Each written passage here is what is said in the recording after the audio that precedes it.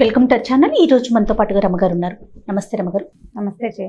రమగారు, వివేకానందులు ఆయన్ని చాలా మంది స్ఫూర్తి ప్రదాతగా ఫాలోవర్స్ కూడా ఉంటారండి. ఆయన మాటలు కానీ లేకుంటే ఆయన విధానాన్ని కానీ చాలా మంది అవలంబిస్తూ ఉంటారు. వాటికి సంబంధించి ఏదైనా ఒక అంశం ఒకసారి మనం మాట్లాడుకుందామండి. వివేకానందులు స్ఫూర్తి ప్రదాత, ఎస్, ప్రేరణార్థకమైన ఎన్నో స్పీచెస్ చేశారు ఆయన. ఎన్నో ఉత్తిష్ట జాగ్రత్త అంటారు, అంటే నిద్రలే, లే, మెలకువగా ఉండు, ప్రపంచం ఏమిటో తెలుసుకోమన్నారు. ఎంత అత్యద్భుతమైన స్పీచెస్. వివేకానందుల వాక్యాలు విని తీరాలి. ఎప్పుడో ఇంటర్మీడియట్ క్లాసులకి నేను చెప్పే రోజుల్లో, అంటే ఇది 90sలో నాకు గుర్తుండి, 94-95 డేస్లో అని అనుకుంటున్నా. సంస్కృతంలోనే, ఇప్పుడు సంస్కృతం సబ్జెక్ట్ కదా నాది, ఒక లెసన్ ఉండేది. కథ చాలా బాగుండేది. అంటే కథని సంస్కృత శ్లోకాలు రాయబడి ఉంది అనమాట. రైటర్ ఎవరు రాశారు అవి అంతా నాకు గుర్తులేదు. చేసేటప్పుడు ఆ లెసన్ చెప్తుండేదాన్ని నేను. అది ఎప్పుడు జ్ఞాపకం వస్తుంది చేయ నాకు. మామూలుగా మనకి విగ్రహారాధన భారతీయ సంప్రదాయాల్లో ఉంది.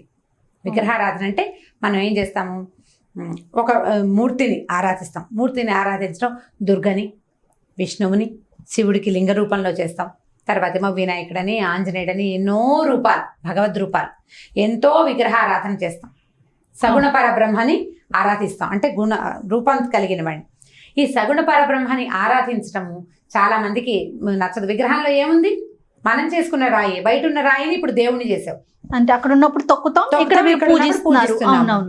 రాయే కదా, అదే రాయి కదా అనే భావజాలాలు డెవలప్ అయినాయి. వివేకానందుల కాలంలో కూడా విగ్రహారాధనని వ్యతిరేకించే వ్యక్తులు ఉన్నారు. అయితే దాని మీద ఈ కథ అనమాట. ఈ విగ్రహారాధన అంటే మనకి భగవంతుడు నిరాకారుడు. ప్రపంచంలో ఇదంతా నడుస్తోంది. మనం గాలి పీలుస్తున్నాం, పుడుతున్నాం, పెరుగుతున్నాం, మరణిస్తున్నాం, మళ్ళీ పుడుతున్నాం, గాలి వేస్తుంది, చెట్లు కదులుతాయి, మొక్కలు మళ్ళీ మళ్ళీ పుడుతూ ఉంటాయి, కొత్త మొక్కలు వస్తాయి, పుష్పిస్తాయి, ఫలిస్తాయి. ఇదంతా మనమే చేస్తున్నామా? కానీ మనం వాడుకుంటున్నాం చూడు. ఒక మర్రి చెట్టు, దాని కింద కూర్చుంటావు, పడుకుంటావు, గాలి పీలుస్తావు. అది గాలి కదిలినప్పుడల్లా మనకి అమ్మయ్య మంచి ఆక్సిజన్ వస్తుందని ఫీల్ అవుతాం. ఆ మర్రి చెట్టు నువ్వు పెట్టావా? పోనీ నువ్వు పుట్టిస్తావా ఒక మర్రి చెట్టుని? ఈ పుట్టించేవాడెవడో, పెంచేవాడెవడో, దానంతటా అదే పెరుగుతుంది. ఎవరు పుట్టిస్తారు? దేనివల్ల ఇది వస్తుంది? ఆ శక్తే భగవంతుడు. మనకి కనిపించని శక్తి, మనకు కనిపించింది. ఇప్పుడు నువ్వు ఉన్నావు, పోనీ నేనున్నాను, మనుషులు వ్యక్తులు ఉన్నాము, మన లోపల ఎన్ని అవయవాలు ఉన్నాయి. ఈ అమెరికా ఎవడైనా ఒక ఆయన చేశాడా మనకి? మన అమ్మే మనకి ఈ కాలేయం ఉండాలని, ఈ లివర్ ఉండాలని, ప్యాంక్రియాస్ ఉండాలని, ఇంకోటి ఉండాలని మన శరీరంలో పెట్టిందా? పెట్టలేదు. దానంతటా అవన్నీ డెవలప్ అయినాయి. ఈ శరీర అవయవాలు ఇలా ఉండాలని, వీటి ధర్మాలు ఇలా ఉండాలని నిర్ధారించింది ఎవరు? భగవంతుడు, పరబ్రహ్మ, ఒక నిర్గుణమైన తత్వం. ఏ గుణము లేని నిరాకారుడైన వాడు ఇన్ని గుణాలున్న వ్యక్తులని, ఇన్ని రకాల గుణాలున్న ప్రపంచాన్ని నిర్మించి వదిలిపెట్టాడు.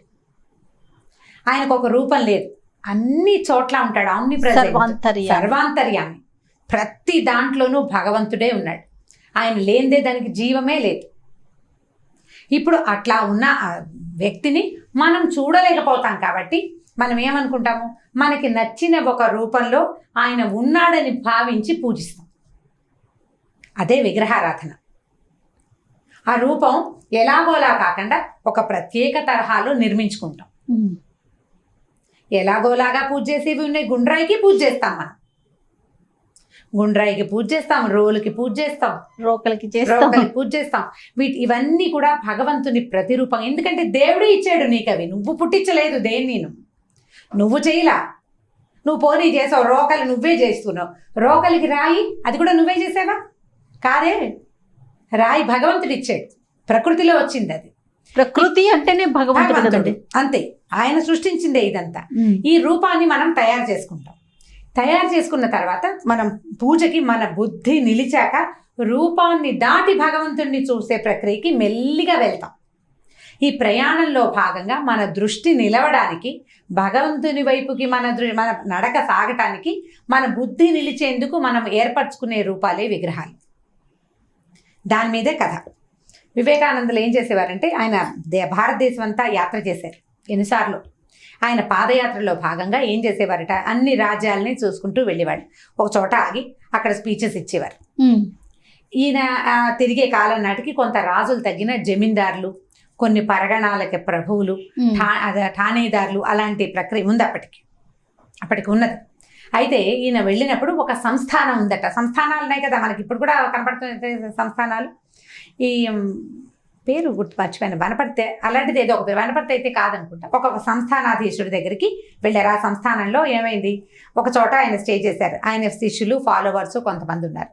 ఆయన స్పీచెస్ అవి చాలా నడిచినాయి ఆ ఊళ్ళో. అయితే ఈయన రాజుగారి దగ్గరికి, అక్కడున్న సంస్థానాధీశుడిని కూడా కలవాలి కదా, ఆ ఊళ్ళో ఉన్న కొంచెం పెద్ద అధికారులు మీరు రాజుగారిని కలుద్దురు కానీ అని చెప్పారు. అయితే ఆ సంస్థానాధీశుడు ఎవరైతే ఉన్నారో ఆయన విగ్రహారాధనకి వ్యతిరేకి. చాలా దేవాలయాల్లో పూజలు నిలిపేశాడు ఆయన. అవన్నీ అనవసరం అంటాడు, అవన్నీ అనవసరం, చేయకూడదంటాడు. సరే, ఈయన వివేకానందులు అతన్ని చూడబోయారు. ఏదో కొంతసేపు మాట్లాడుకున్నారు. నువ్వేమిటి ఇలా ఉన్నా? ఆయన ఎలా ఉండేవారు వివేకానందులు? మంచి పెద్ద పర్సనాలిటీ, హెఫ్టీగా కనపడేవారు. మల్లయోధుడిలాగా ఉన్నావు. నువ్వేంటి వేదాంతం చెప్పేది? వేదాంతం చెప్పేవాడు కుంగి కృషించిపోయి ఉంగి బలహీనంగా ఉండాలి.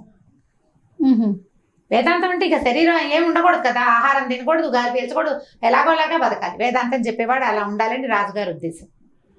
నువ్వు మల్లయోధుడిలాగా కనపడుతున్నావు, నువ్వు వేదాంతం చెప్తే ఎట్లా?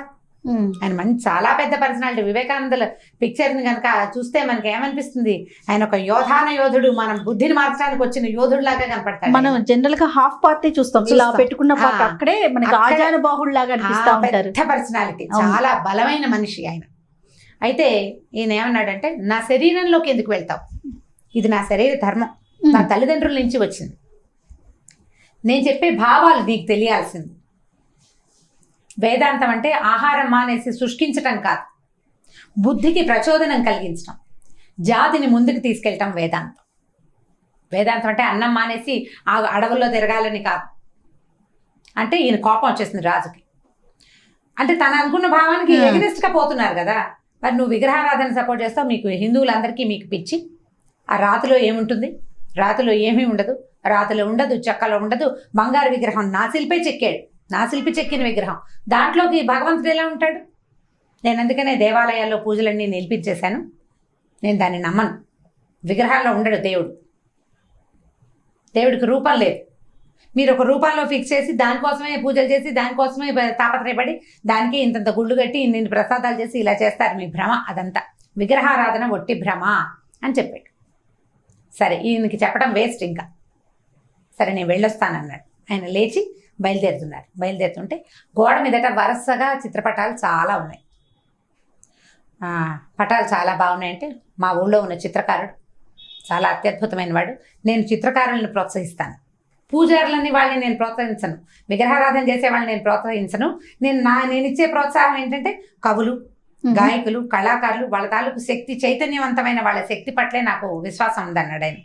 సరే, రాజుగారు ఇది బాగానే ఉన్నాడు చూడడానికి, ఆయన పిక్చర్ మరీ హ్యాండ్సమ్గా ఎంత బాగుందో. సరే, అక్కడ ఉన్న సేవకుడిని ఆ పటం ఒకసారి తీసి ఇవ్వమని అడిగారు. ఈయన మరి ఎంత పెద్ద మనిషి, ఎవరో వచ్చాడు, ఆయన కొంచెం కేకలేసి పంపించేస్తున్నాము, ఏమి ఇచ్చింది లేదు, ఆయన తీసుకున్నది లేదు, నేను తాగను తిన్ను ఏమి తీసుకోనని చెప్పేశారు ఆయన.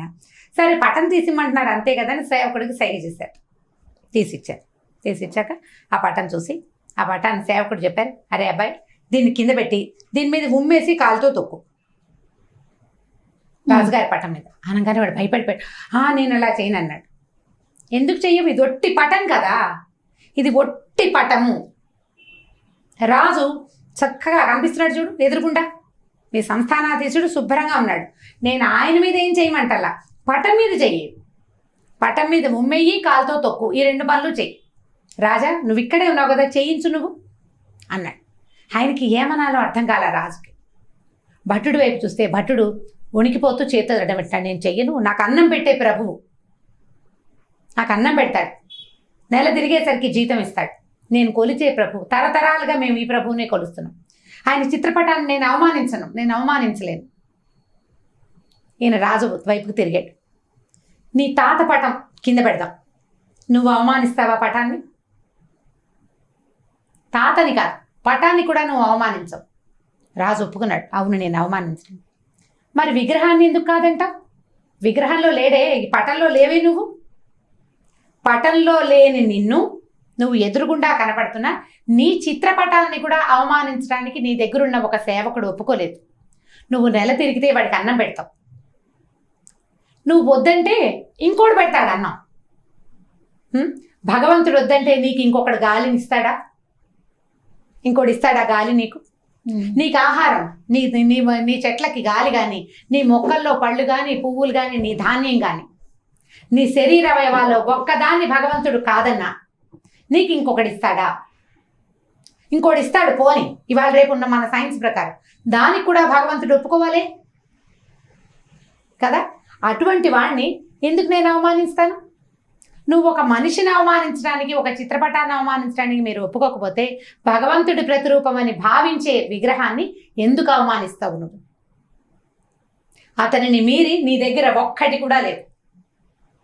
నీ కళ్ళకి వెలుగతడే, నీ చెవులకి శబ్దం అతడే, నీ ముక్కుకి గాలి అతడే, నీ నాలికి రుచి కూడా భగవంతుడే, నీ నోట్లో మాట అది కూడా భగవంతుడే. వీటిలలో ఏ ఒకదాన్నైనా అతను వద్దంటే నువ్వు తేలేవు, తెచ్చుకోలేవు. నీకు ఎవ్వరూ ఇవ్వరు, ఆయనే ఒప్పుకోవాలి. అలాంటి ఒక నిరాకార పరంజ్యోతికి ఒక ఆకారం ఏర్పరిచి నేను పూజిస్తే దాన్ని అగౌరవపరచాలని, దాన్ని మలినపరచాలని నువ్వు భావించడం ఎంత తప్పు? ఇంతకీ నువ్వు కనపడుతుంటేనే నీ పిక్చర్కి అవమానించకూడదు, కనపడని వాడి పిక్చర్ని అవమానించచ్చా? చిన్న పటం వినాయకుడి బొమ్మ ఏదో పేపర్లో వేస్తారు, అది కూడా మనం చింపలేకపోతాం. పొయ్యిలో పెట్టుకుంటాం న్యూస్ పేపర్లు, పల్లెటూళ్ళలో పేపర్ పెట్టే కుంపట అంటించేవాడు. అది అందులో దేవుడి బొమ్మ ఉంటే అది అంటించకూడదు. దేవుడి బొమ్మ అంటిస్తావా నువ్వు? నీకు ఎక్కడి నుంచి వస్తుంది మిగిలిందంతా? నీ దగ్గర నువ్వు అనుభవిస్తున్న ఈ ప్రపంచం ఏది నీది కాదు, దాన్ని దేన్ని నువ్వు చేయలేదు. నిన్ను కూడా భగవంతుడే చేశాడు, అనుభవించడానికి ఈ ప్రపంచాన్ని నీ కోసం ఇచ్చాడు. అతన్ని గౌరవించాలంటే ఈ అనుభవిస్తున్న ప్రపంచానికి మర్యాద ఇవ్వాలి. అతని ద్వారా ఏ విధానం అయితే వచ్చిందో దాన్ని నువ్వు గౌరవించాలి, ముందుకు తీసుకెళ్ళాలి. అతన్ని గౌరవించే విధానం నీ దగ్గర ఒక్క చిన్నదున్నా దాన్ని పూర్తి స్థాయిలో చేసి తీరాలి. ఆయన్ని గౌరవించటమే విగ్రహారాధన. దాన్ని చెయ్యాలి. దాన్ని చేయకపోతే నీకే లేదు గౌరవం. నువ్వు పీల్చే గాలి పట్ల లేనట్టు వదిలేయి, మానేసేయి పీల్చటం. నువ్వు అది మానేస్తే ఇది కూడా మానేయాలి. నువ్వు మానగలవా? గాలి పీల్చడం మానేసిన మరుక్షణం నువ్వేమవుతావు? ఇక్కడ ఉండవే, నీ పటం కూడా అప్పుడు పైకెక్కుతుంది. కాబట్టి విగ్రహారాధనని ఎంత బాగా సమర్థించారంటే, ఎంత పరమాద్భుతమైన కథ. అది జ్ఞాపకం వచ్చినప్పుడల్లా నాకు కంట్లో నీళ్ళు వస్తాయి. ఎలా చెప్పారు ఇంత భావం? ఒక వ్యక్తి ఇంకొక కొంతమందిని మార్చగలిగాడంటే ఎంత ప్రగాఢమైన విశ్వాసం ఉంటే మనం మార్చగలుగుతాం. ఖచ్చితంగా అండి, ఖచ్చితంగా. సమాజాన్ని ముందుకు తీసుకెళ్లాడు. ఇప్పటికీ మనం వివేకానందని గుర్తుపెట్టుకున్నామంటే ఆ పిక్చర్ చూడంగానే మనకు ఒక ఉద్వేగం, ఒక ఉత్తేజం కలుగుతుందంటే ఎంత అత్యద్భుతమైన వ్యవహారం, ఎంత అత్యద్భుతమైన విషయం చెప్పారు. ప్రతి మాట ముత్యమే రమ్మగారు, ప్రతి మాట ముత్యమే, ప్రతిదీ శిరోధార్యం, ప్రతి మాట నెత్తి మీద పెట్టుకుని తీరాలి. మనం వివేకానందుల్ని కనుక అనుసరించి ముందుకెళ్తే ఈ యువత బాగుపడుతుంది. మనం ఏం చెయ్యాలి, ఏం చేయకూడదు, కాలాన్ని వృధా చేయకూడదనే వ్యవహారం, ఆ మాటలు కూడా చాలా అత్యద్భుతంగా చెప్తారు. వీలు వెంబడి ఇంకొకటి 2 కథలు చెప్పుకోవచ్చు. అద్భుతంగా ఉందండి. ఆయన ఎక్స్ప్లెయిన్ చేసిన విధానం అదే చూడండి, సామాన్యులకు కూడా అర్థమయ్యే విధంగా చాలా బాగుంది. రమ్మగారు నమస్తే. నమస్తే జయ.